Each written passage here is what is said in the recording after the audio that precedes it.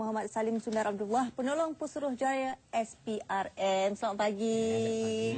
Terima kasih kerana sudi bersama kami pagi ini. Okey, mungkin sebagai permulaannya boleh kongsi apa sebenarnya yang ingin SPRM sampaikan kepada masyarakat berkaitan dengan rasuah ini sendiri. Sengsaranya rasuah, biasanya kita sebut sengsaranya adalah percintaan dan sebagainya. Ini rasuah, sesuatu yang cukup menakutkan. Baik, terima kasih. Memang benar, jenayah rasuah tidak kira sama ada kecil atau besar atau siapa yang melakukan, dia membawa kepada kesengsaraan. Perbuatan jenayah rasuah tidak boleh dianggap sebagai satu penyakit sosial. Kita perlu melihat dari perspektif yang lebih meluas.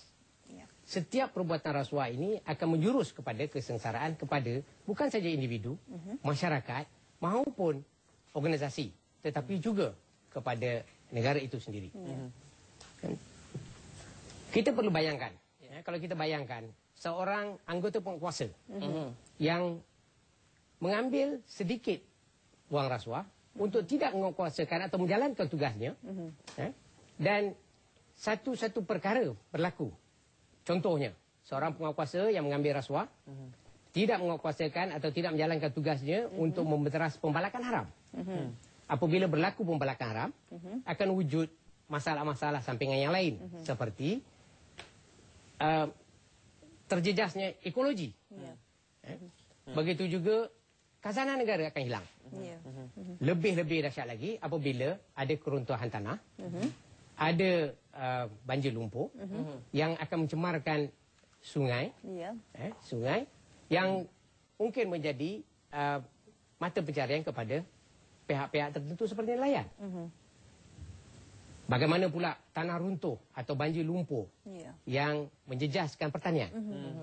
So ini juga akan memberi kesengsaraan bukan saja kepada nelayan dan petani, tetapi juga kepada masyarakat yang terpaksa menanggung kos yang lebih tinggi untuk mendapatkan sayur-sayuran ataupun hasil nelayan itu sendiri. Malahan negara juga terpaksa menanggung implikasinya. Terpaksa mengimport sayur-sayuran, terpaksa mengimport ikan atau hasil nelayan yang lain daripada negara lain. Kalau wang yang perlu digunakan untuk pengimportan ini dapat dijimatkan untuk pembangunan sekolah, pusat-pusat rawatan, pusat-pusat kesihatan. So ini akan lebih baik daripada kita menanggung kos-kos tambahan ini. Kalau kita panjangkan pemikiran kita sedikit, skop pemikiran kita tu, sudah tentu kita boleh lihat implikasinya rasuah kepada masyarakat. Tapi mungkin mereka yang berfikiran sempit tidak dapat melihat apakah contoh rasuah yang boleh membawa kepada kesengsaraan hidup. Halim, mungkin ada apa-apa di Facebook? Ya, memang betul. Terence, di sini ada dua orang memberi interaksi kepada kita, Cik Salim. Bob Hussein, dia tanya, bilakah rasuah agak-agaknya boleh terhapus? Siapakah yang harus bertanggungjawab dalam hal ini? Itu soalan pertama. Soalan yang kedua, Bibi, dia menyatakan sesuatu di sini. Rasuah adalah penindasan ke atas golongan taraf rendah. Sesuatu yang merugikan negara. Ianya juga akan membinasakan negara apabila tidak dibanteras. Barangkali komen Encik Salim. Walau bagaimanapun, saya sebelum kita teruskan perbincangan, kami nak ucapkan kepada SPRM dengan sekalung tahniah kerana pada tahun 2010 SPRM telah berjaya menyelesaikan lebih daripada 70% kes rasuah dan berada di tangga ke-56 dalam senarai 178 negara yang berada di indeks persepsi rasuah. Tahniah diucapkan kepada Encik Salim dan juga tim SPRM. Terima kasih. Baik, siapa yang patut dipertanggungjawabkan? Masyarakat melihat tanggungjawab untuk membenteras rasuah ini adalah tanggungjawab SPRM.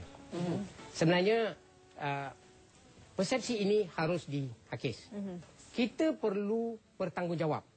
Setiap masyarakat, setiap individu dalam negara ini perlu mempunyai tanggungjawab untuk memerangi rasuah. Apa yang kita boleh buat? Kita boleh membudayakan atau mewujudkan nilai dalam diri kita menolak sebarang perbuatan rasuah. Ya. Sama ada memberi atau menerima. Begitu juga, kita perlu meningkatkan integriti supaya kita dapat membendung ataupun menolak rasuah secara total. Ini akan mewujudkan kepada satu keadaan persekitaran yang bebas daripada rasuah. Ya. Ini lebih baik kepada negara kita, bukan saja kepada masyarakat tetapi kepada negara kita. Dan ini adalah satu daripada mungkin persepsi masyarakat yang sentiasa meletakkan berat tanggungjawab untuk menghapuskan rasuah di bahu orang lain. Tapi contoh-contoh kes yang mungkin kita boleh kaitkan dengan masyarakat seperti tadi, tanah runtuh, banjir lumpur dan sebagainya. Mungkin contoh seharian yang mungkin kita boleh berikan kepada penonton untuk mereka lebih fahami apa yang dikatakan dengan pemberi dan siapakah yang dikatakan penerima. Baik. Kalau kita lihat, saya ambil satu contoh. Apabila seseorang itu memandu di bawah pengaruh alkohol. Bagi mengelakkan, apabila ditahan oleh seorang penguatkuasa, bagi mengelakkan dirinya diambil tindakan, cuba menyogok pegawai penguatkuasa itu. Sudahlah dia melakukan satu kesalahan atau melanggar peraturan, iaitu memandu dalam keadaan pengaruh alkohol. Dan sekarang cuba menyogok penguatkuasa supaya tindakan tidak diambil. Perbuatan dia melakukan satu perbuatan untuk menyogok pegawai itu bagi tidak mengambil tindakan terhadap dirinya, itu dikatakan rasuah, memberi rasuah. Begitu juga sebaliknya, kalau pegawai penguatkuasa itu menerima wang atau bersetuju untuk menerima wang rasuah itu untuk tidak mengambil tindakan, mengambil atau tidak mengambil, atau melakukan atau tidak melakukan satu perbuatan. Dalam keadaan ini tidak mengambil tindakan ke atas pemandu yang di bawah pengaruh alkohol. So ini dikatakan satu perbuatan rasuah. Dia menerima untuk tidak melakukan. Dan selain daripada itu ya, Encik Salim, ya, berikutan apa yang telah pun Halim nyatakan tadi kan, tahun lepas Malaysia berada di tangga yang ke-56 daripada 178 negara dalam senarai indeks persepsi rasuah antarabangsa. Adakah ini menunjukkan yang gejala rasuah di negara kita orang kata semakin berkurangan, ataupun ianya tetap masih lagi orang kata perlukan satu pemerhatian, satu pemantauan, satu pemeriksaan, dan orang kata satu pemeriksaan yang lebih terperinci lagi?